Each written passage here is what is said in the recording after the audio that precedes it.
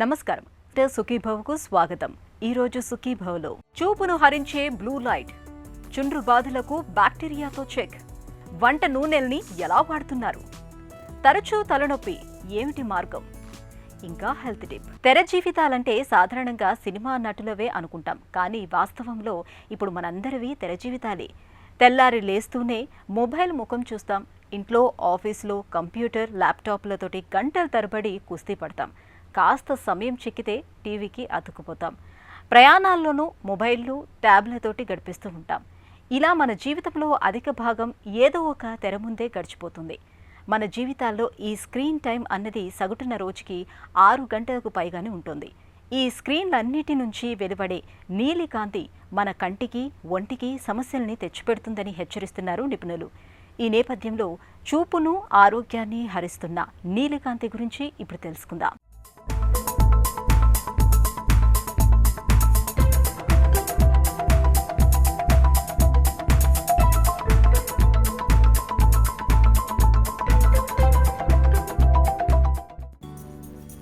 ఒకప్పుడు పగలంతా పనులు చేసుకునేవాళ్ళం,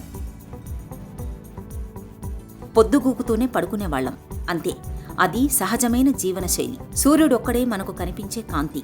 మనుషులు ఆయనతోనే లేచేవారు, ఆయనతో పాటే విశ్రమించేవాళ్లు. మనిషి ప్రకృతి మమేకమై నడిచిన రోజులవి.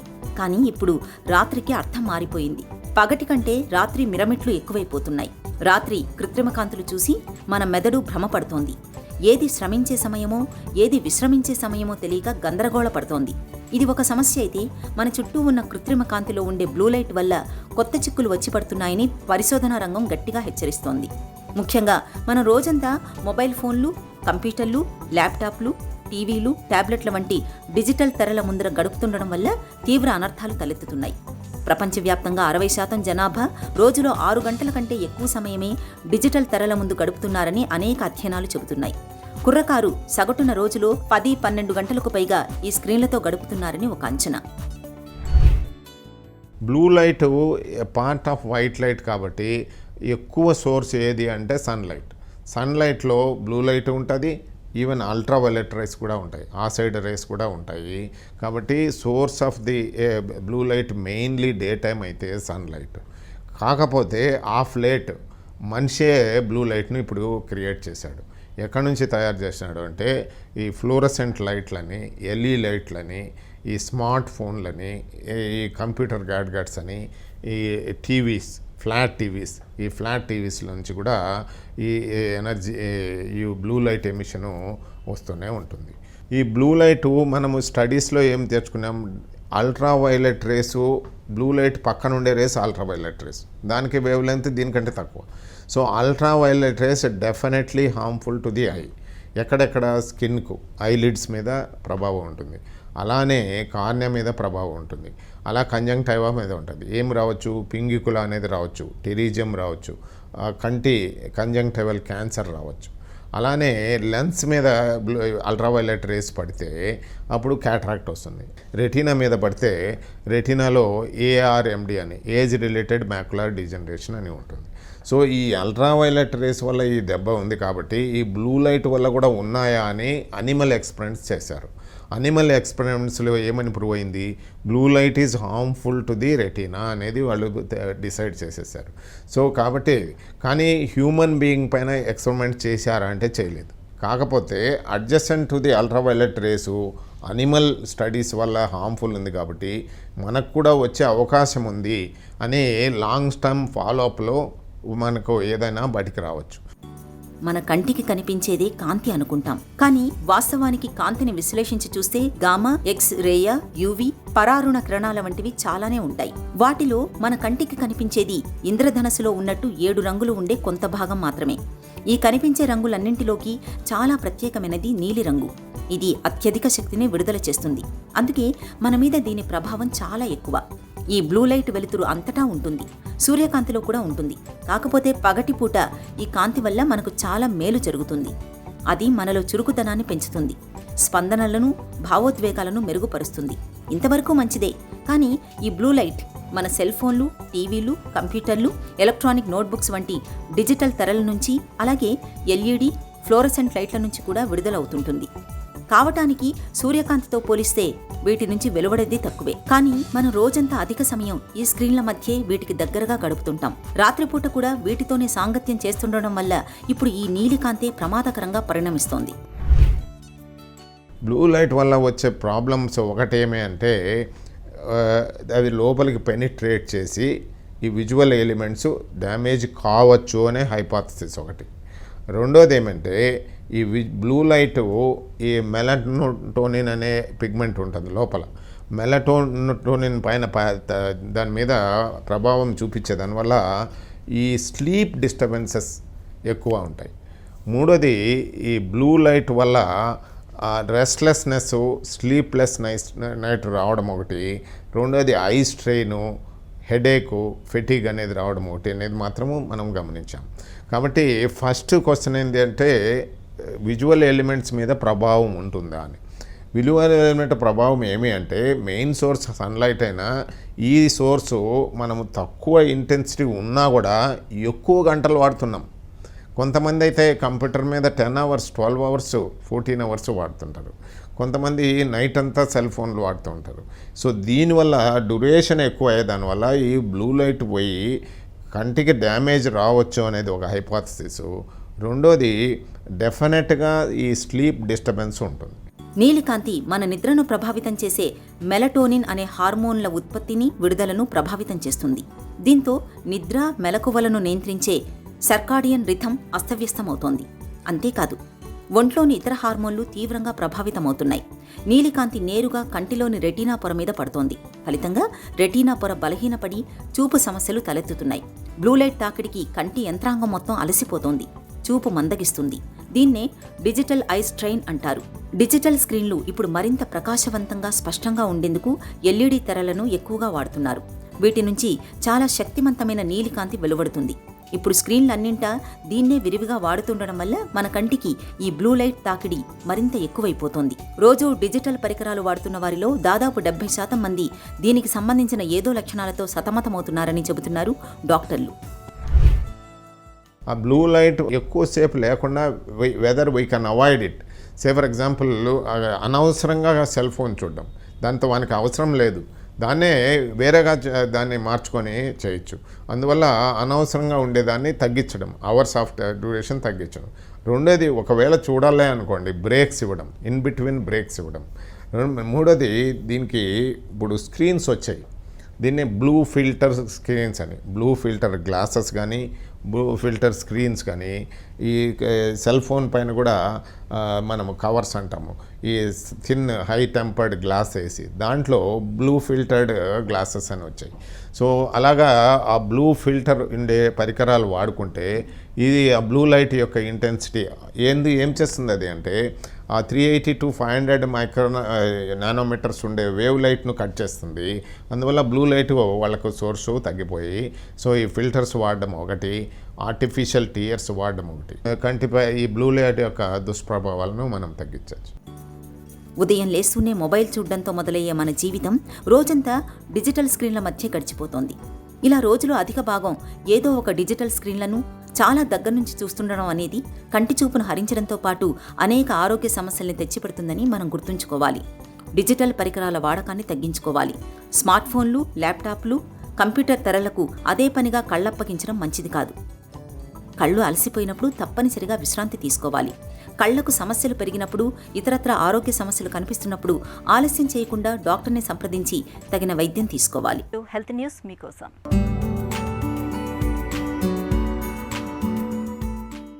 ముళ్ళను ముళ్ళుతోనే తీయడమనే సామెత మనకు బాగా పరిచయమే. ఇదే సూత్రంతో వేధించే చుండ్రు బాధలకు సైతం చెక్ పెట్టొచ్చని ఒక తాజా అధ్యయనంలో సింగపూర్కి చెందిన పరిశోధకులు గుర్తించారు. తలపై పొట్టులా రాలుతో చికాకు పెట్టే చుండ్రుకు ఎం రెస్ట్రిక్ట్రా అనే ఫంగసే ప్రధాన కారణం. ఇది తల మీద, మాడు మీద చర్మ కణాల క్షీణతను మామూలు కన్నా ఎక్కువ వేగవంతం చేస్తుంది. దీంతో క్షీణించిన కణాలన్నీ తలలో పేరుకుపోయి తెల్లటి చుండ్రులాగా బయటపడుతూ ఉంటాయి. ఈ ఫంగస్ ఆట కట్టించడానికి సి యాక్నే అనే బ్యాక్టీరియా బాగా తోడ్పడుతుందని కనిపెట్టారు సింగపూర్లోని సెంటర్ ఫర్ ఎన్విరాన్మెంటల్ లైఫ్ సైన్సెస్కు చెందిన శాస్త్రవేత్తలు. వీరు చాలా కాలంగా చుండ్రు నివారణపై పరిశోధన చేస్తున్నారు. సి యాక్నే బ్యాక్టీరియా అనేది ప్రధానంగా మన చర్మంలోని స్వేద గ్రంథుల్లో ఉంటుంది. ఇది సాధారణంగా మనకు మంచి చేస్తుంది. కానీ స్వేద గ్రంథులు ఏవైనా కారణం వల్ల పూడుకుపోతే మొటిమల సమస్యని తెచ్చిపెడుతుంది. ఇది విడుదల చేసే ప్రొపయానిక్ అనే ఆమ్లం చుండ్రుని తెచ్చిపెట్టే ఎం రెస్ట్రిక్ట్రా ఫంగస్ పైన చక్కగా పనిచేస్తుందని తాజాగా కనిపెట్టారు సింగపూర్ శాస్త్రవేత్తలు.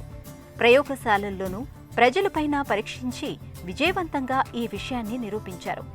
ఇక ప్రొపయానిక్ ఆమ్లాన్ని ఉపయోగించి ఔషధాలు తయారు చేయడమే తరువాయని పరిశోధకులు అంటున్నారు. ప్రొపయానిక్ ఆమ్లంతో తయారైన ఔషధాల సాయంతో మొండి చుండ్రును ఇట్టే వదిలించుకోవచ్చని భరోసా ఇస్తున్నారు శాస్త్రవేత్తలు. కూరల్లో దినుసులెన్ని ఉన్నా సరే బాండీలో కాస్తంత నూనె పోసి తాలింపు పెడితే ఆ కూరకు వచ్చే రుచి వేరు. ఆ రుచి మహత్యం అంతా వంట నూనెదే. ఇక రుచికరమైన వేపుళ్లకు గరిటెల కొద్దీ నూనెను వాడేస్తూ ఉంటాం. పండగలు, పబ్బాలు, పెళ్లిళ్ళు, పేరంటాల సమయాల్లో నూనె వాడకానికి లెక్కే ఉండదు. ఒకప్పుడైతే ఏదో 1-2 బ్రాండ్లకు చెందిన వంట నూనెలను మాత్రమే అందుబాటులో ఉండేవి. అందరం అవే వాడేవాళ్ళం. కానీ ఇప్పుడు అలా కాదు. మార్కెట్లో డజన్ల కొద్దీ బ్రాండ్లలో రకరకాల నూనెలు దొరుకుతున్నాయి. ఈ నేపథ్యంలో వంట నూనెల్లో ఏవి మంచివి, నూనెల్ని ఎలా వాడుకోవాలి, ఎంత మేరకు వాడుకోవాలి, వంటల్లో వాడగా మిగిలిన నూనెల్ని మళ్ళీ వాడుకోవచ్చా మొదలైన వివరాల గురించి ఇప్పుడు తెలుసుకుందాం. మనకి ఆయిల్ ఏంటంటే ఒక చిన్న 5 ml, అంటే మనం ఇంత చాయ్ చెంచా అంటే చాలా చిన్నగా ఉంటుంది. మనం యూజువల్గా వాడేది గరిట. సో చాయ్ చెంచా అంటే 5 ml. 5 ml ఆయిల్లో మనకి 45 క్యాలరీస్ వస్తాయన్నమాట. అంటే సింపుల్గా మనకి 100 ml ఆయిల్ తీసుకుంటే కనుక 900 క్యాలరీస్ వస్తాయి. వీటిలో మనకి కొన్ని రకాల వైటమిన్స్, మినరల్స్, ఫ్యాట్ ఉంటుందన్నమాట. ప్రోటీన్, కార్బోహైడ్రేట్ ఉండదు. సో ఫ్యాట్లో నుంచి మనకి ఎక్కువ క్యాలరీలు వస్తాయి. కాబట్టి మన శరీరానికి మనం చేసే పనిని బట్టి, మనకున్న బాడీ మాస్ ఇండెక్స్ని బట్టి, మన క్లినికల్ కండిషన్ని బట్టి మనకి ఫ్యాట్ అలవెన్స్. మనం నార్మల్ హెల్తీగా ఉండి ఫిజికలీ యాక్టివ్గా ఉంటే రోజుకు 4 నుంచి 5 చాయ్ చెంచాల నూనె సరిపోతుంది. అలాగే మనకి ప్రెగ్నెన్సీ, లాక్టేషన్లో ఎక్కువ డిమాండ్స్ ఉంటాయన్నమాట. బేబీ గ్రోత్కి, బేబీ న్యూట్రియంట్ సప్లైకి మిల్క్లో. సో అలాంటప్పుడు మనకి 5 నుంచి 6 చెంచాల నూనె రిక్వైర్మెంట్ ఉండొచ్చు. అలాగే మనకి ట్యూబర్క్యులోసిస్ కానీ, హెచ్ఐవి, క్యాన్సర్లో మనకి 6 to 7 స్పూన్స్ ఆఫ్ ఆయిల్ పట్టొచ్చు. అలాగే లివర్ డిజీజ్లో కూడా. అలాగే మనకి ఒబిసిటీ కానీ, డయాబెటీస్లో మనకి 10 నుంచి 15 గ్రాముల నూనె, అంటే 2 నుంచి 3 చాయ్ చెంచాల నూనె స్థూలకాయంలో కానీ, అన్కంట్రోల్ డయాబెటీస్లో కానీ, కొలెస్ట్రాల్తో సఫర్ అయ్యే వాళ్ళకి మనం ఈ ఫ్యాట్ తగ్గిస్తామన్నమాట. సో ఇప్పుడు ఎలాంటి ఆయిల్స్ వాడుకోవాలి? ఆయిల్స్ మనకి సింగిల్ ఆయిల్ ఎక్సలెంట్ అని చెప్పలేమన్నమాట. సో మన ఇండియన్ క్విజిన్కి సూట్ అయ్యేవి రకరకాలుగా ఉన్నాయి. సో మనము వేరుశనక్కాయ నూనెలో మనకి మూఫా అండ్ పూఫా రేషియో బాగా లభిస్తుంది. సో ఇది వాడుకోవచ్చు. అలాగే మనకు సన్ఫ్లవర్ ఆయిల్లో ఏంటంటే పాలిఅన్సాచురేటెడ్ పూఫా కంటెంట్ ఎక్కువగా ఉంటుందన్నమాట. అలాగే మనకు సోయాబీన్ ఆయిల్ ఉంది. వీటిలో కూడా మంచి బ్యాలెన్స్ రేషియో ఉంటుంది. అలాగే మనకి రైస్ బ్రౌన్ ఆయిల్ ఉంది. సో మనం ఏవైనా 2 రకాల నూనెల్ని చూస్ చేస్తూ వీటిని రొటేట్ చేస్తూ ఉండాలి. 2 రకాల నూనెల్ని కలపకూడదు. ఎందుకంటే ఒక్కొక్క ఆయిల్కి డిఫరెంట్ బాయిలింగ్ పాయింట్స్ ఉంటాయి, స్మోక్ పాయింట్స్ ఉంటాయి. కాబట్టి బ్రేక్ఫాస్ట్ ఒక ఆయిల్తో, లేదు లంచ్ ఒక ఆయిల్తో చేసుకోవచ్చు. లేదా 2 రకాల ఆయిల్ కొని ఒకటి అయిపోయిన తర్వాత ఇంకొకటి వాడుకోవచ్చు. వేళకు కాఫీ తాగకపోతే కొంతమందికి తలనొప్పి వచ్చేస్తుంది. కొంచెం తీవ్రంగా ఆలోచిస్తే తలలో నొప్పి మొదలైపోతుంది మరికొందరికి. ఇక మైగ్రేన్ గురించి అయితే చెప్పాల్సిన పనే లేదు. తలపై సమ్మెట్టు పోటులా, తలలో సూదులతో పొడుస్తున్నట్లుగా వేధిస్తుంది. మనలో కొంతమందికి మామూలు తలనొప్పితో పాటుగా అప్పుడప్పుడు మైగ్రేన్ బాధలు కూడా బాధిస్తూ ఉంటాయి. చీటికి మాటికి బాధించే ఇలాంటి తలనొప్పుల గురించిన పూర్తి వివరాల్ని డాక్టర్ని అడిగి ఇప్పుడు తెలుసుకుందాం.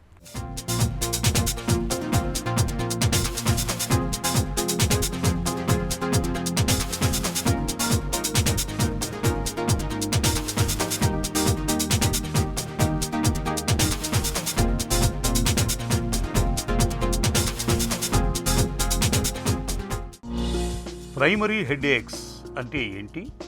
ప్రైమరీ హెడేక్స్లో ప్రధానంగా 3 రకాలు చెప్పుకుంటాం. ఒకటి టెన్షన్ టైప్ హెడేక్, ఒకటి మైగ్రేన్ హెడేక్, మూడోది క్లస్టర్ హెడేక్. ఈ పాపులేషన్ స్టడీస్ ప్రకారం చూసుకుంటే, అంటే జనరల్గా ఈ పాపులేషన్లో టెన్షన్ టైప్ హెడేక్స్ అనేవి చాలా ఎక్కువగా చూస్తూ ఉంటాం. పేషెంట్ డాక్టర్ దగ్గరికి వచ్చి చూపించుకొని డాక్టర్ దగ్గర చూస్తే మోస్ట్ కామన్గా మైగ్రేన్ టైప్ ఆఫ్ హెడేక్స్ అనేవి ఎక్కువగా చూస్తూ ఉంటాం. ఈ క్లస్టర్ హెడేక్ అనేది ట్రైజమినల్ ఆటోనామిక్ సెఫలాల్జియాస్లో ఒక భాగం. ఇందులో క్లస్టర్ హెడేకే కాకుండా పెరాక్సిస్మల్ హెమిక్రీనియా, క్రానిక్ పెరాక్సిస్మల్ హెడేక్ అని కూడా వేరే రకాలు ఉంటాయి. మైగ్రెయిన్ హెడేక్ ఎందుకు వస్తుంది? చికిత్స ఏంటి? మైగ్రేన్ హెడేక్ అనేది పార్శ్వ నొప్పి అని అంటాం. ఈ మైగ్రేన్ హెడేక్లో తలలో ఒకవైపు తలనొప్పి వస్తుంది. దాన్ని హెమిక్రేనియల్ హెడేక్ అని అంటాం. ఒకసారి కుడివైపు, ఒకసారి ఎడంవైపు, లేదా ఒకవైపుతో స్టార్ట్ అయ్యి తలంతా కూడా రావచ్చు. ఇది చాలా సివియర్గా ఉండటమే కాకుండా దాంతో పాటు వికారము, వాంతులు అవ్వడము, లైట్ చూస్తే ఇబ్బంది, ఫోటోఫోబియా అని అంటాం. లేదా ఏమన్నా చిన్న సౌండ్లు కూడా తట్టుకోలేకపోవడం, ఫోనోఫోబియా అని అంటాం. ఈ అసోసియేటెడ్ ఫీచర్స్ అనేవి ఉంటాయి. ఈ మైగ్రేన్ హెడేక్లో 4 ఫేజెస్ ఉంటాయి. ఒకటి ప్రోడ్రోమ్, నెక్స్ట్ ఆరా, నెక్స్ట్ హెడేక్ ఫేజ్, లాస్ట్ది పోస్ట్డ్రోమ్. సో ఈ ఒక్కొక్క ఫేజ్కి సంబంధించి కారణం అనేది డిఫరెంట్గా ఉంటుంది. మైగ్రేన్ అనేది కార్టికల్ స్ప్రెడింగ్ డిప్రెషన్ అని ఒక థియరీ ప్రకారం ఎక్స్ప్లెయిన్ చేయాలంటే, మన బ్రెయిన్లో ఒక అలలాగా నరాలు డీపోలరైజ్ అవుతాయి. అవి డీపోలరైజ్ అయినప్పుడు ట్రైజమైనల్ వాస్క్యులర్ సిస్టమ్ అనేది సెన్సిటివ్గా మారుతుంది. ఇప్పుడు మన రక్తనాళాల చుట్టూతా నరాలు ఇన్నోవేషన్ అనేది ఎక్కువగా ఉంటుంది. అవి ట్రైజమైనల్ నర్వ్స్ అని అంటాము. సో ఈ కార్టికల్ స్ప్రెడింగ్ డిప్రెషన్ మూలంగా ఈ నరాల లోపల రక్తనాళాల చుట్టూతా ఉన్న ట్రైజమైనల్ ఆఫరెన్స్ అనేవి చాలా సెన్సిటివ్గా మారుతాయి. అవి సెన్సిటివ్గా మారటం మూలంగా ఇన్ఫ్లమేటరీ చేంజెస్ అనేవి వస్తాయి. మన మెనింజియస్ అంటే బ్రెయిన్ చుట్టూతా ఉన్న కవరింగ్స్లో ఇన్ఫ్లమేటరీ చేంజెస్ అనేవి వస్తాయి. ఎప్పుడైతే ఈ పెయిన్ సెన్సిటివ్ మెనింజెస్లో ఇన్ఫ్లమేటరీ చేంజెస్ అవి సివియర్గా వచ్చినాయో అది హెడేక్కి దారితీస్తుంది. ఒకవేళ హెడేక్ సివియరిటీ కనుక బాగా ఎక్కువగా ఉంటే అప్పుడు అక్యూట్ అబార్టివ్ ట్రీట్మెంట్స్ వాడతాం. దీనికి ఎన్ఎస్ఐడ్స్ అని, నాన్ ఎన్ఎస్ఐడ్స్ అని 2 కేటగిరీస్లో ట్రీట్మెంట్ ఇస్తూ ఉంటాం. ఎన్ఎస్ఐడ్స్ కింద మన నాప్రాక్సన్, ఐబుప్రోఫెన్, ఆస్పిరిన్ ఈ డ్రగ్స్ అన్నీ ఇస్తాం. నాన్ ఎన్ఎస్ఐడ్స్ అంటే పారాసిటమాల్, అసిటమినోఫెన్ అనేవి ఎక్కువగా ఇస్తూ ఉంటాం. ఒకవేళ ఈ ట్రీట్మెంట్కి గనక రెస్పాండ్ అవ్వకపోతే ఆ అక్యూట్ మైగ్రేన్ ఇంకా పవర్ఫుల్గా ఇంట్రావాస్క్యులర్ కానీ ఇంట్రావీనస్గా కానీ ఇంజెక్షన్స్, కిట్రోలాక్ ఇంజెక్షన్స్ అవి కూడా ఇస్తూ ఉంటాం. ఒకవేళ వీటికి కూడా రిలీఫ్ లేకపోతే కనుక ట్రిప్టాన్స్, సుమాట్రిప్టాన్, ఆల్మోట్రిప్టాన్ అని అడ్వాన్స్డ్ ట్రీట్మెంట్ ఆప్షన్స్ కూడా ఇప్పుడు అందుబాటులో ఉన్నాయి. అదే ఒకవేళ హెడేక్ సివియరిటీ కనుక ఎక్కువ అవుతుంది, పని చేసుకోలేనంత సివియర్గా హెడేక్స్ వస్తున్నాయి అని అంటే కనుక వాళ్ళు కంపల్సరీ ప్రొఫిలాక్టిక్ ట్రీట్మెంట్ అనేది వాడాల్సి ఉంటుంది. టెన్షన్ హెడేక్ అంటే ఏంటి? చికిత్స ఎలా ఉంటుంది?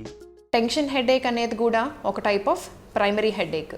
అయితే ఈ టెన్షన్ టైప్ ఆఫ్ హెడేక్లో మైగ్రేన్లో ఉన్నంత సివియర్ హెడేక్ లేకపోయినా కూడా 2 వైపులా రావడం, తల నొక్కేసినట్లు అయిపోతుంది అని చెప్పి పేషెంట్స్ యూజువల్లీ డిస్క్రైబ్ చేస్తూ ఉంటారు.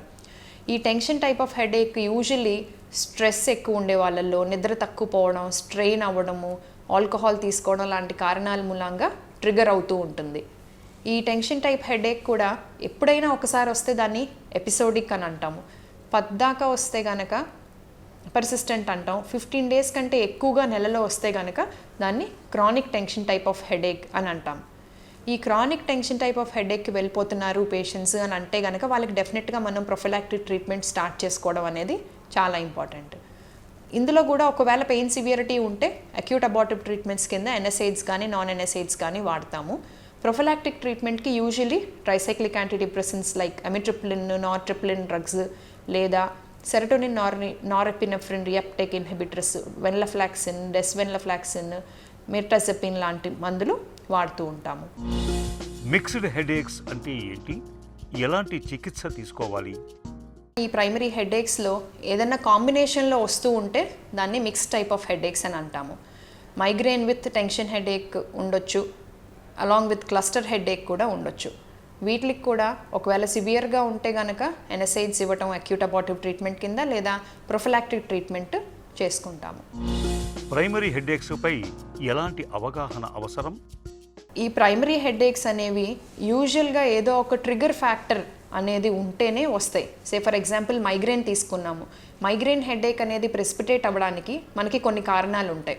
అవి స్ట్రెస్ అవ్వచ్చు, నిద్ర సరిగా పోకపోవడం, డీహైడ్రేషను, వేళకి తిండి సరిగా తినకపోవడం, ఎక్కువగా స్క్రీన్స్కి ఎక్స్పోజర్ ఉండడం, లౌడ్ నాయిసెస్కి ఎక్కువగా ఎక్స్పోజ్ అవ్వడం, అలాగే అలవాట్లు ఆల్కహాల్, స్మోకింగ్ కానీ, ఎక్కువ కెఫినేటెడ్ డ్రింక్స్ అంటే ఈ గ్యాస్ ఉన్న డ్రింక్స్ అవి ఎక్కువ తాగడము, లేదా కొన్ని రకాల ఫుడ్స్, కొంతమందికి చీజ్, నట్స్ లేదా చైనీస్ సాల్ట్ అది ఎక్కువ ఉన్న ఫుడ్స్ అంటే జంక్ ఫుడ్స్ అవి ఎక్కువ తీసుకోవడం, ఇవన్నీ ట్రిగర్ ఫ్యాక్టర్స్ అని అంటాం.